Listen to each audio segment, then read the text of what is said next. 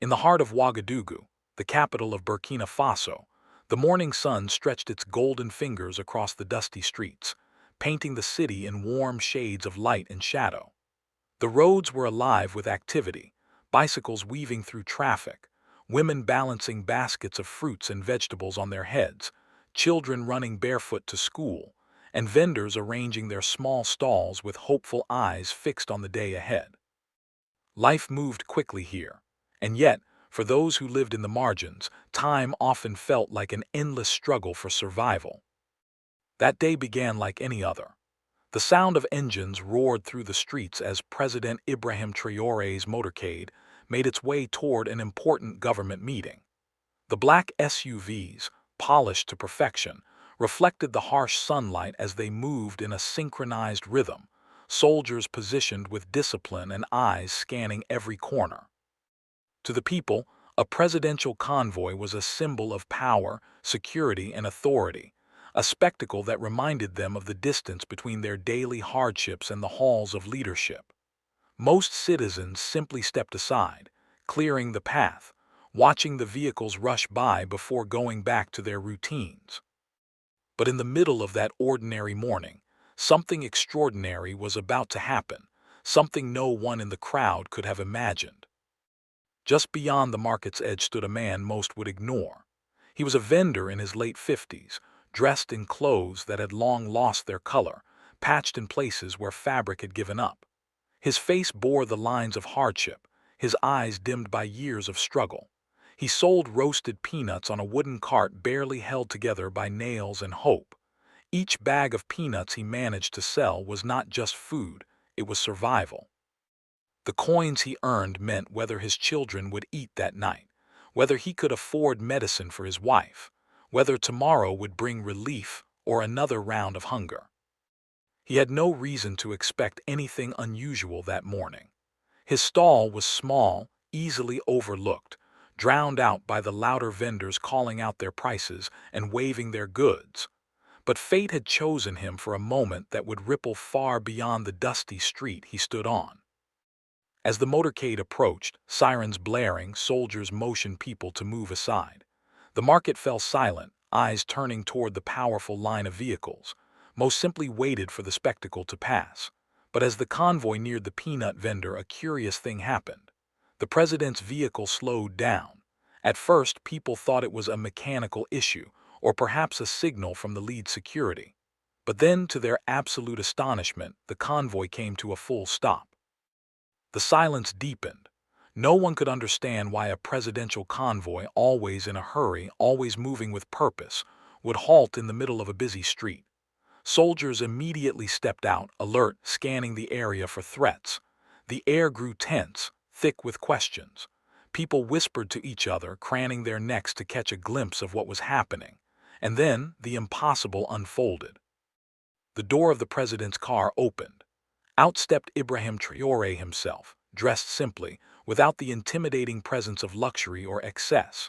He looked not toward the wealthy shops, not toward the cameras often waiting for such moments, but directly at the poor vendor standing behind his cart of roasted peanuts. The man froze, his hands trembling, unsure whether to bow, to run, or to simply disappear. Never in his life had he imagined the leader of the nation would walk toward him. The president's steps were calm, steady, and without hesitation. Soldiers shifted nervously, clearly unprepared for such spontaneity. Advisors muttered into their radios, but none dared stop him. The people held their breath, as though time itself had paused. When Ibrahim Traoré reached the vendor, he didn't speak immediately. He looked at the stall, the bags of peanuts neatly tied, the weariness in the man's eyes, the story of struggle etched across his face. And then, with a voice firm yet gentle, he asked, "How much for a bag?" The question sent shockwaves through the crowd. People gasped, children tugged at their mothers' clothes, elders whispered in disbelief. The president of Burkina Faso, a man with the power to command armies and shape nations, was standing in the street bargaining with a poor vendor. The vendor, overwhelmed and struggling to form words, stammered a reply. His voice cracked as he mentioned the price, so small, so insignificant compared to the wealth that moved in government circles. But Traoré didn't laugh, didn't dismiss the man. He reached into his pocket, pulled out money, and handed it directly to the vendor, not through a guard, not through an assistant, but with his own hands. He took a bag of peanuts, nodded respectfully, and said, "Thank you." For a moment, silence hung in the air. Then the crowd erupted, not with chaos, but with cheers, clapping, and shouts of admiration. Phones came out, capturing the surreal scene, while mothers wiped tears from their eyes. The vendor, still shaking, clutched the money as though it were more than just currency. It was dignity, recognition, a reminder that he was seen. For the first time in years, he felt human in the presence of power. What made the moment unforgettable wasn't just the purchase of peanuts. It was the symbolism. In a world where leaders often isolated themselves behind tinted windows and guarded walls, here was a president who stepped out of the safety of his convoy to connect with an ordinary man. It was a statement without speeches, a lesson without textbooks, a gesture that carried the weight of compassion louder than any policy ever could. The convoy, still parked, became a stage for a different kind of leadership. Soldiers who once looked intimidating now appeared humbled, watching their leader demonstrate that true strength lies not in distance from the people, but in closeness to their struggles. Advisors who lived in the comfort of offices saw a reality they often ignored, what governance truly meant at the street level. As the president walked back to his vehicle, the vendor's eyes filled with tears. He wasn't just thankful for the money. He was thankful for being acknowledged, for being valued, for being treated with humanity in a society where poverty often renders people invisible. He knew that story would stay with him forever, and he also knew it would spread, carried by the voices of those who had witnessed it. By the time the convoy moved again, the market was buzzing with excitement. People were no longer talking about prices or bargaining for food. They were talking about leadership, humility, and a moment that had broken the invisible wall between power and poverty. And as the peanut vendor watched the vehicles disappear into the distance, he held his bag of unsold peanuts a little differently. For the first time in a long while, hope flickered within him. Not just for himself, but for his children, for his community, and for the kind of leadership that could change lives with something as simple as stopping for a poor man on the street. News of the incident spread like wildfire. Within hours, videos of the president buying peanuts from a poor vendor flooded social media. Clips taken on shaky phones were uploaded, shared, and reshared, reaching not just citizens of Burkina Faso but audiences across Africa and beyond. Hashtags trended, debates sparked, and television stations replayed the moment endlessly. Commentators from Dakar to Lagos, from Abidjan to Addis Ababa, analyzed the significance of what had happened. Some called it a publicity stunt, others labeled it political theater, but to the ordinary people who had watched with their own eyes, it felt real. It felt like history. At the center of it all, the vendor himself sat in disbelief. His stall, which for years had been overlooked by passers-by, suddenly became a landmark. People came not just to buy peanuts, but to shake his hand, to take pictures, to hear him tell the story in his own words. His small cart, once a symbol of poverty, transformed overnight into a stage of hope. "The president stopped for me," he told everyone, his voice trembling with both pride and disbelief. "He looked at me like I mattered." The impact went beyond the market. In villages far from Ouagadougou, farmers huddled around radios to hear the story retold. Mothers whispered it to their children at bedtime, using it as a reminder that even the most ordinary lives had value. Students debated it in classrooms, drawing connections between leadership and empathy. In a world where people often felt abandoned by those in power, this single act became a beacon, a reminder that politics was not just about laws and policies, but about people. Inside the presidential palace, the reaction was mixed. Advisors praised the president's authenticity but worried about the risks. Security chiefs frowned, pointing out how dangerous it had been for the president to step out of the convoy in an open street. "One wrong move and it could have been chaos," one officer muttered. But Ibrahim Traoré brushed aside their concerns with a simple response. If I cannot walk among my people, then I do not deserve to lead them. His words, spoken in a private meeting, would later leak and echo across the nation, adding to the story's power. The poor vendor's life began to change. Local journalists interviewed him, asking about his struggles, his family, his dreams. Donations poured in from strangers who wanted to support him. For the first time, he had enough money to fix his cart, to buy new clothes for his children, to pay off a few lingering debts. But what mattered more than money was dignity. For years he had been invisible, a man people walked past without a glance.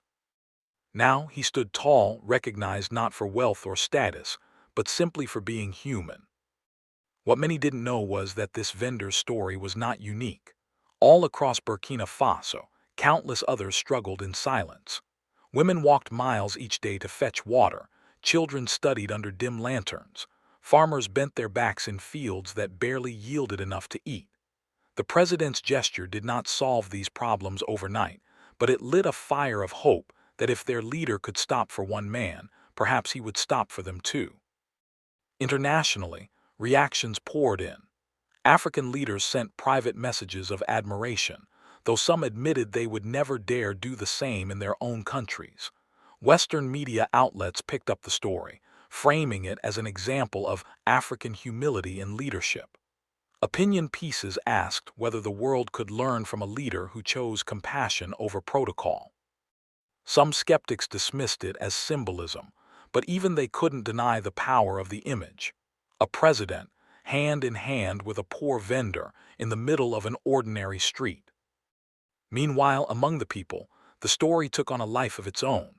Songs were composed, poets wrote verses, street artists painted murals of the president holding a bag of peanuts. One mural in particular, painted on a crumbling wall in downtown Ouagadougou, captured hearts. It showed a giant figure of Ibrahim Traoré bending down to meet the eyes of a small vendor, their hands touching over a bag of peanuts. Children gathered around the mural each evening, tracing the outlines with their fingers, their imaginations sparked by the idea that leadership could be so close, so human. The opposition, however, was not silent. Critics accused the president of staging the entire scene. They claimed the vendor was chosen in advance, that cameras had been planted, that it was all theater to distract from political issues. Social media battles erupted between supporters and detractors, each side fiercely defending their narrative. But the vendor himself, when asked about these claims, shook his head firmly. "I was not prepared. I did not know. When he came to me, it was real. I could feel it in my bones." His sincerity only strengthened the story's authenticity in the eyes of many. Days turned into weeks, but the ripple effect did not fade. Instead, it grew. Teachers used the story as a moral lesson in classrooms, preachers referenced it in sermons, and activists used it as a rallying cry for greater empathy in governance. What could have been a forgotten moment in a busy day became a chapter in the nation's collective memory. For Ibrahim Traoré, the gesture was simple, almost instinctive, but he soon realized that its impact was far larger than he had intended. In private conversations, he admitted that he had not planned the stop. He had simply seen the vendor, felt a pull in his heart, and decided to act. "It was not politics," he said quietly to a close friend. "It was humanity." That statement, once whispered, eventually made its way to the public, further cementing the authenticity of the act. In the vendor's small home that night, his children gathered around him, listening with wide eyes as he retold the story for the 100th time. He described the convoy, the moment the cars stopped, the sight of the president stepping out, the feel of his hand as he gave the money. The children hung on every word, their imaginations alight with pride. For them, their father was no longer just a struggling vendor. He was the man the president had chosen to stop for. He was part of history. But as the night deepened and silence filled the room, the vendor sat quietly, staring at the bag of peanuts the president had taken. He had saved the empty bag, carefully folding it, placing it in a small box like a treasure. For him, it was not just a memory.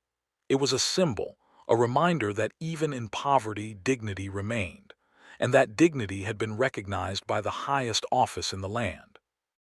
The story of that day, of a convoy stopping in the middle of a bustling street, of a president stepping out to greet a poor man, would continue to echo long after the cheers had faded.